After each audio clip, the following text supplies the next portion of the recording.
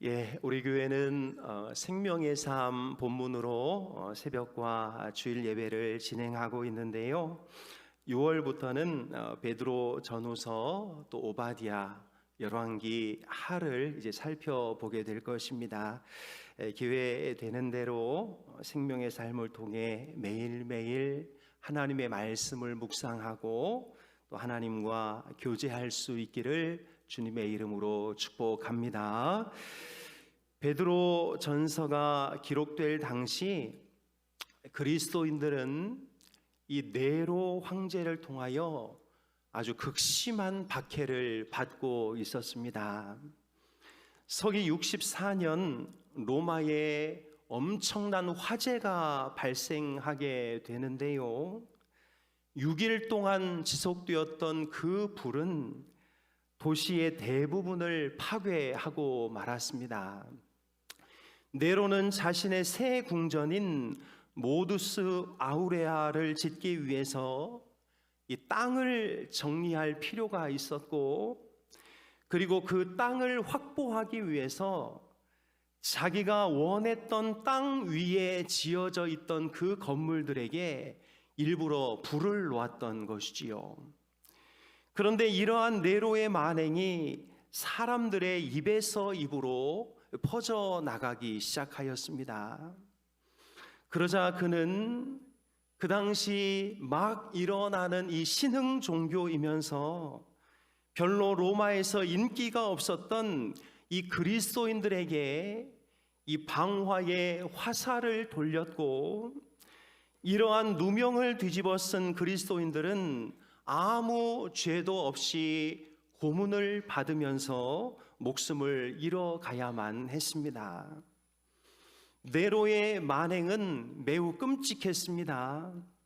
그는 기독교인들을 잡아 십자가에 못 박았고, 또한 석유나 기름을 온몸에 발라서 불에 태워서 죽였고, 그들 중에 일부는 네로의 정원을 밝히는 인간 횃불로 사용되기도 하였습니다. 또 어떤 그리스도인들은 야생 동물의 가죽을 뒤집어 쓰고 무시무시한 그 개떼들의 공격을 받기도 하였고, 또 철고리로 팔과 다리를 절단하고 납조각이나 뼈조각이 박힌 채찍으로 심한 매질을 당하였으며, 공개적인 조롱과 수치를 받으며 가족들 앞에서 비참하게 죽어가야만 했습니다. 여기서 빠져나올 수 있는 방법이 하나 있었습니다. 나 예수 모른다, 나 기독교인 아니다, 이렇게 한마디만 하면 그는 이 핍박을 받지 않아도 되었습니다.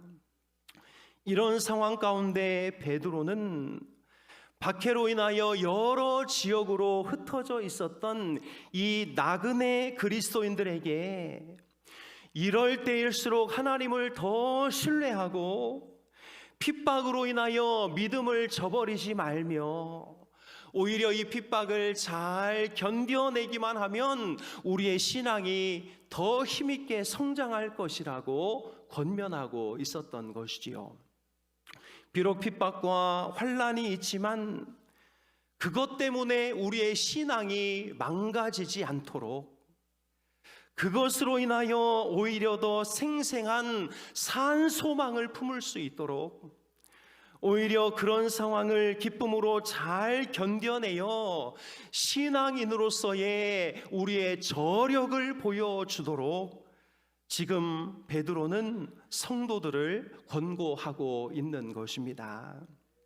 그렇다면 여러분, 베드로는 핍박과 시련이 우리에게 어떤 유익이 있다고 가르쳐 주고 있습니까? 그는 핍박과 시련이 우리의 신앙에서 어떤 일을 한다고 가르쳐 주고 있나요?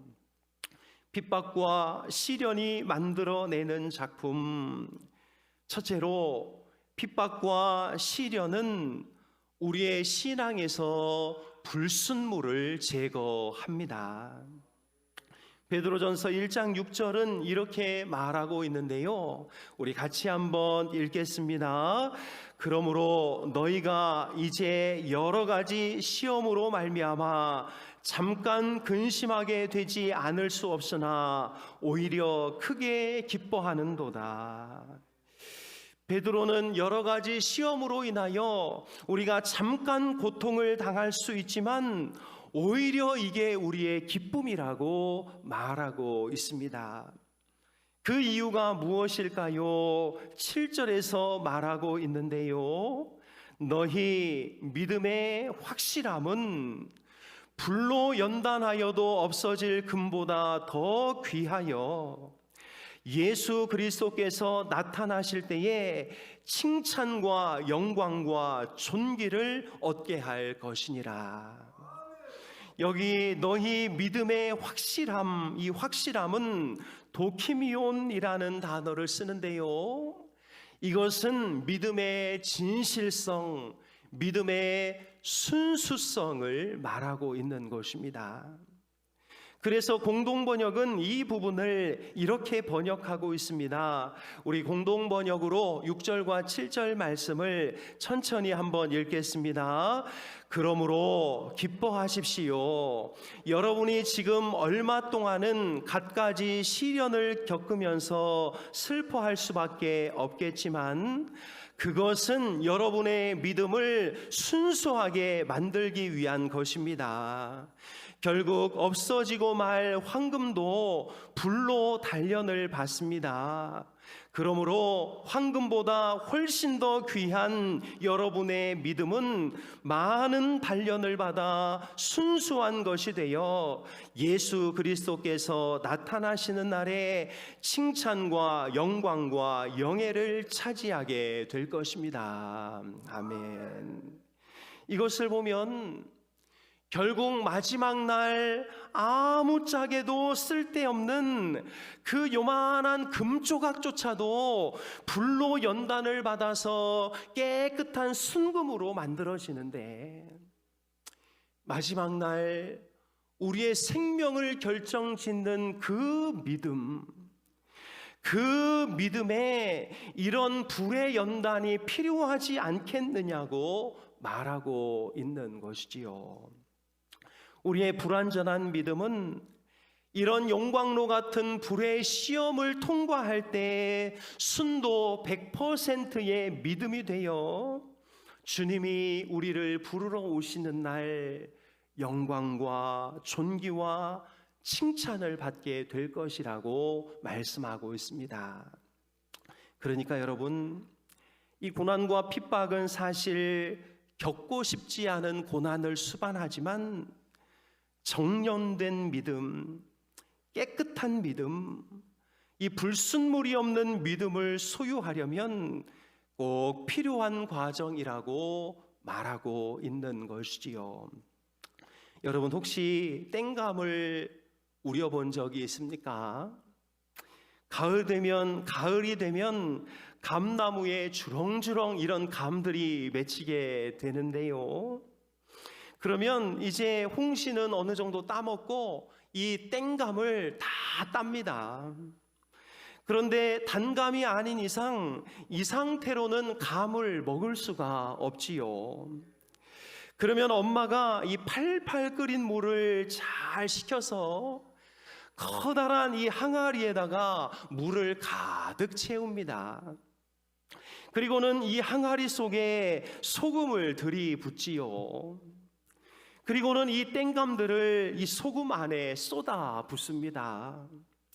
그러면 이 녀석들이 짜다고 막 얼굴을 찡그리면서 계속 이 주둥이 쪽으로 이렇게 떠오르거든요. 그럼 이 녀석들이 물 위로 떠오르지 못하도록 저 입구에다가 지푸라기를 갖다가 이렇게 꽈서 한 묶음을 집어 넣습니다. 그러면 이 감들은 어쩔 수 없이 그 소금물 안에서 며칠을 이제 지내야 하지요. 그리고는 항아리의 주둥이를 거적으로 덮어서 뜨끈한 아랫목으로 잘 옮겨 놓습니다.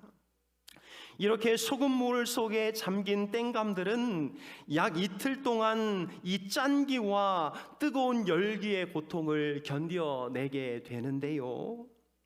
그렇게 고통의 시간이 지나 엄마가 거적을 걷어내고 저 속에 있는 감을 이렇게 휘저어서 꺼내 그것을 깎아주면 그 감이 얼마나 맛이 있었는지 모릅니다.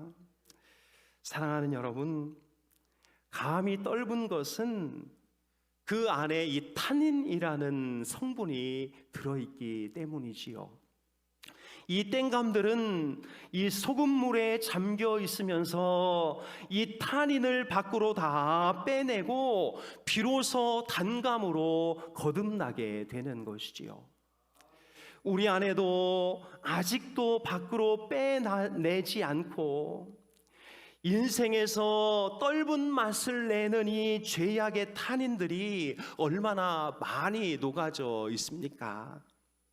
겉으로 볼 때는 멀쩡한 그리스도인인데 그의 생각이 떫고 그의 행실이 떫고 그의 말이 아직도 떫어서 우리를 만나는 사람들이 인상을 찌푸리며 결국 하나님이 그냥 뱉어버리고 싶은 사람들이 얼마나 많이 있느냐 하는 것이지요.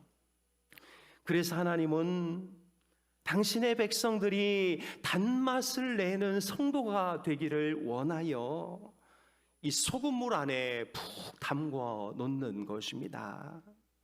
그 고통이 우리에게는 즐겁지 않을 수 있지만 하나님은 그 소금물의 고통을 통하여 우리 안에 있는 이 죄악의 떫은 맛을 밖으로 다 빼내고 싶으신 것이지요. 사랑하는 여러분, 힘들지만 짠물에 푹 잠겨 있어야 땡감이 단감이 되는 줄로 믿습니다. 우리도 힘들고 어렵지만 견딜 수 없는 인생의 압력과 뜨거운 고통을 믿음으로 잘 견디면 신앙의 불순물이 밖으로 다 빠져나가게 될 줄로 믿습니다. 여러분, 다이아몬드와 석탄은 성분이 똑같습니다. 둘 다 탄소로 이루어져 있지요. 그럼 무엇이 하나는 다이아몬드로 하나는 석탄으로 만들어 버리는 것일까요? 그것은 바로 압력입니다. 다이아몬드는 지구 내부의 극도로 높은 압력과 뜨거운 온도에서 형성되는데요. 대부분 다이아몬드는 저 빨간색으로 칠해져 있는 저 멘탈 안에서 만들어지지요.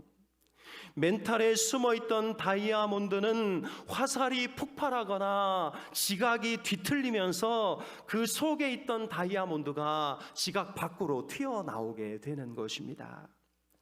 사람들은 이렇게 밀려나온 다이아몬드를 발견하고 거기에 비싼 값을 반영하여 서로 나누고 팔고 하는 것이지요. 그러나 석탄은 표면층에서 형성됩니다. 다이아몬드의 압력에 비하면 아무것도 아닌 것이지요. 그래서 검고 약하고 불에 잘 타는 것이지요. 사랑하는 여러분, 우리 다이아몬드 같은 성도가 되길 원하나요? 석탄과 같은 성도가 되길 원하나요? 하나님께서 우리에게 견딜 수 없는 압력과 고통을 주시는 것은 우리를 석탄이 아니라 다이아몬드와 같이 빛나는 존재로 만들고 싶으신 하나님의 뜻이 있음을 믿으시기를 바랍니다.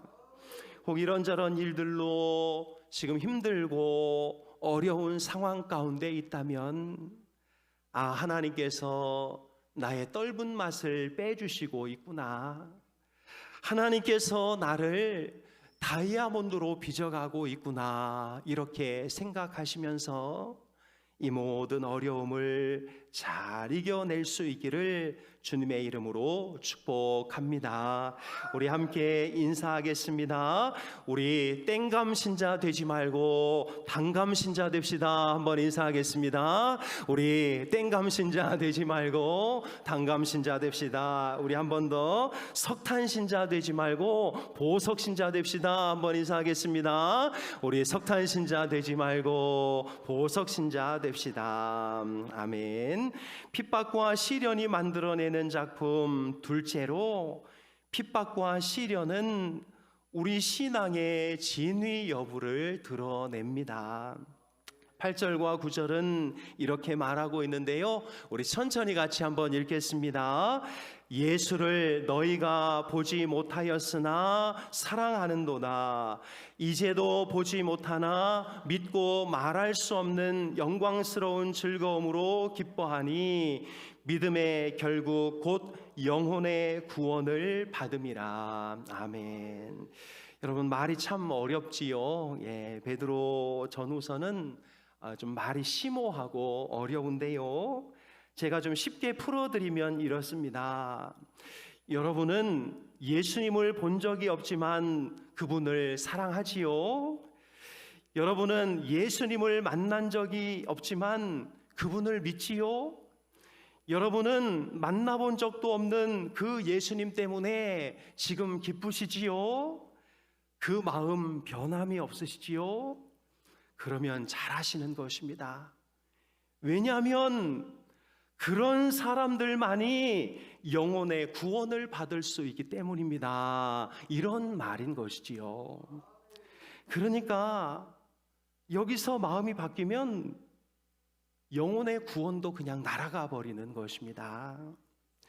여러분, 당시 많은 그리스도인들은 예수님을 사랑하고 그분을 믿는 것 때문에 고난을 당했습니다.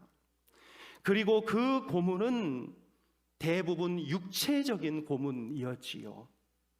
앞에서도 말했듯이 당시 네로는 그리스도인들의 몸에 기름을 발라 불을 붙이고 예수님이 자신의 구주라고 고백하는 사람들을 기름에 튀기기도 하였습니다. 핍박은 육체에 가해졌고 그 고문 전에는 반드시 물어보는 질문이 있었습니다. 여기서라도 네가 예수를 부인하면 내 몸은 안전하다. 예수를 신뢰하지 않고 예수로 인해 누리는 기쁨을 포기한다면 내 몸은 안전하다. 지금 예수를 모른다고만 하면 너는 저 맹수들과 싸우지 않아도 되고, 지금 예수를 모른다고만 하면 너의 팔다리는 잘라지지 않아도 되고, 지금 예수를 모른다고만 하면 너의 몸은 즉시 구원을 얻게 될 것이다. 그러니 예수를 부인하고 육체적인 구원을 얻으라. 그래서 핍박 중에 있던 성도들은 둘 중에 하나를 선택할 수밖에 없었습니다. 여기서 예수를 부인하여 영혼의 구원을 포기하고 육적인 구원을 얻을 것인가, 아니면 예수를 그냥 인정하고 육신의 구원을 포기하고 영혼의 구원을 얻을 것인가. 이 세상에서 육체적인 안전을 보장받기 위해 예수를 버릴 것인가, 아니면 저 세상에서 영혼의 구원을 보장받기 위해 믿음을 지킬 것인가. 이런 상황에서 베드로는 네가 예수를 한 번도 본 적이 없지만 끝까지 그를 사랑함으로 비록 몸은 죽을지언정 너의 영혼은 구원을 받으라고 권고하고 있는 것이요. 사랑하는 여러분, 하나님께서 우리에게 고난과 핍박을 주시는 이유, 하나님이 우리를 이 고난과 핍박 앞에 세우시는 목적, 그것은 고난 앞에 보이는 내 행동을 통해 내가 진짜인지 가짜인지를 확인해 보고 싶으신 것입니다. 돈을 엄청 준다든지 아니면 돈을 싹 걷어가심으로 우리가 돈을 믿고 있는지 아니면 하나님을 믿고 있는지를 확인해 보고 싶으신 것이지요. 좋은 사람을 우리에게 붙여줘서 그 사람에게 놀라운 도움을 받게 하든지 아니면 엄청나게 악한 사람을 붙여줘서 우리가 그 사람으로 인하여 고통을 받게 하심으로 우리가 사람을 믿고 있는지 하나님을 믿고 있는지를 하나님은 체크해 보기를 원하시는 것입니다. 그래서 여러분, 풍랑이 오면 그것은 내 신앙의 기량이 지금 어디까지 와 있는지를 알 수 있는 절호의 기회가 되는 것이지요. 이 풍랑 앞에서 끝까지 주님만 의지함으로 하나님 저 진짜 맞지요? 저 진짜지요? 하나님 저 이제 믿을 수 있지요? 라고 하나님께 우리의 신앙을 보여드릴 수 있는 절호의 기회가 되는 것입니다. 사랑하는 여러분, 혹여나 힘들고 어려운 일들이 찾아온다 할지라도 끝까지 우리 예수님을 붙잡고 그분만을 의지함으로 하나님 앞에 너야말로 진짜구나 라는 칭찬을 받게 되기를 주님의 이름으로 축복합니다. 핍박과 시련이 만들어내는 작품 셋째로, 핍박과 시련은 우리의 삶을 거룩하게 합니다. 14절 15절 말씀인데요, 우리 천천히 읽겠습니다. 너희가 순종하는 자식처럼 전에 알지 못할 때에 따르던 너희 사욕을 본받지 말고 오직 너희를 부르신 거룩한 이처럼 너희도 모든 행실에 거룩한 자가 되라. 아멘. 이제 사욕을 본받지 말고 욕망에 순응하며 살지 말고 행실에 거룩한 자, 하나님께 바쳐진 존재로 살아가라고 말씀하고 있는 것이지요. 사랑하는 여러분, 하나님이 우리에게 고난을 주시는 이유는 우리의 사욕대로 이 세상 것에 이것저것 눈 돌리면서 복잡하게 분주하게 이렇게 살지 말고 그거 다 버리고 오직 하나님 바라보면서 간결하고 심플하고 깊이 있게 살아가라고 우리에게 아픔을 주신다 말하고 있는 것이지요. 여러분, 기초 자원과 잉여 자원이 있다는 사실을 아시지요? 기초 자원은 우리가 먹고 입고 교육받고 하는 가장 기초적인 자원입니다. 잉여 자원은 거기서 남아 도는 것들을 말하는 것이지요. 여러분, 우리의 삶을 복잡하게 만드는 것이 무엇일까요? 이 잉여 자원입니다. 남아 도는 돈, 남아 도는 시간, 남아 도는 힘, 이 남아 도는 것들이 항상 우리를 하나님께로부터 멀어지게 하고 죄에 가까이 가게 하지요. 그래서 하나님은 자주 우리에게서 이 잉여 자원을 걷어가십니다. 여러분, 남아도는 돈, 남아도는 힘이 항상 죄를 불러오는 것 아닌가요? 도박과 주식과 바람, 투자, 이런 모든 것들이 다 남아도는 잉여 자원이 만들어내는 후유증이 아닙니까? 그래서 하나님은 우리가 이런 것들로 인하여 하나님과 멀어져 있을 때 우리가 딱 죽지 않을 만큼만 남기고 우리에게 남아도는 모든 것들을 싹 걷어 가시는 것입니다. 그러니 여러분, 고난은 오히려 불평할 것이 아니라 감사할 일이며 과거 욕심에 휘둘려 살던 삶의 패턴에서 나와 오직 하나님께 드려진 존재로 거룩하게 살 기회인 줄로 믿습니다. 말씀을 정리합니다. 여러분, 제가 국민학교 국민학교 다닐 때는 아이들마다 이 때가 얼마나 많았는지 모릅니다. 막 손이 다 트고 이런 팔꿈치, 목 밑에 이런 데가 검했지요. 뭐 저도 예외는 아니었습니다. 그리고 그때는 애들마다 코가 왜 이렇게 많이 흘렀는지, 이 누런 코가 이렇게 천천히 쌍으로 이렇게 내려오다가 하면 그냥 초고속으로 쏙 들어가고 이렇게 했지요. 때가 왜 이렇게 많았는지 겨울에 양말을 벗고 내복을 싹 걷으면 거기서 하얀 가루가 바닥에 떨어지곤 하였습니다. 여러분, 웃으시는 분들은 다 경험이 있는 사람들이지요. 특히 학교 다닐 때 엄마가 때타올을 딱 끼면 그날은 죽는 날이었습니다. 물을 데워가지고 큰 다라이 안에다가 우리를 담가 두었다가 한 손으로는 팔뚝을 딱 잡고 한 손으로 막 때를 밀면 그날은 그야말로 생지옥이었지요. 우리 엄마들은 우리가 아무리 아프다고 해도 봐주지를 않았습니다. 특별히 이 목 안쪽하고 겨드랑이 이런 데는 이 때타올이 지나가는 게 이게 칼이 지나가는 것처럼 아팠는데요, 아무리 아프다고 소리 질러도 엄마들은 꿈쩍도 하지 않고 생때를 쓰면 오히려 등짝을 세게 때려 주었지요.